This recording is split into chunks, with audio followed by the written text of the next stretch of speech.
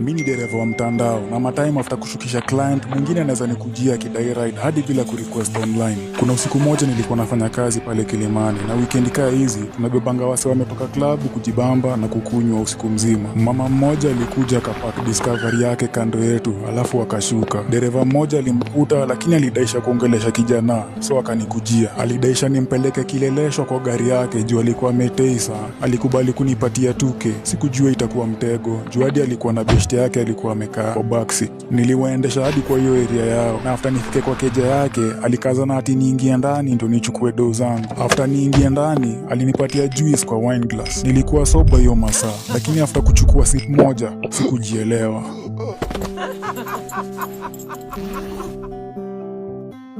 Nilikuja kujisikia saa 5 asubuhi na sikuweza kumbuka kitu chochote kilichofanyika. Niliamka bila nguo na kwa room si yangu. Nilihisi nimetumiwa sana. Nilimshona dai kutumia washroom na after kunionyesha nilichukua hiyo chance kukimbia nje. Nilisimamisha mse wa bodaboda mwenye alinipeleka hadi mahali niliacha gari. Gari yenyewe ilinichukua masaa mawili kupata mahali niliipark. Kwa mshtuko nilikaa ndani ya gari karibu dakika 40 nikijiuliza ni nini ilifanyika. Ilianza hata aje? Jana nilikuwa soba. Aibu na uoga ikaniingia. Na afya yangu je? After kupata courage nilipigia best yangu mwenye nilikuwa nimeaminia, akanisho nitafute matibabu immediate. Hapo ndo nilijipata Medicine Sans Frontiere ambapo nilipata matibabu kuzuia magonjwa.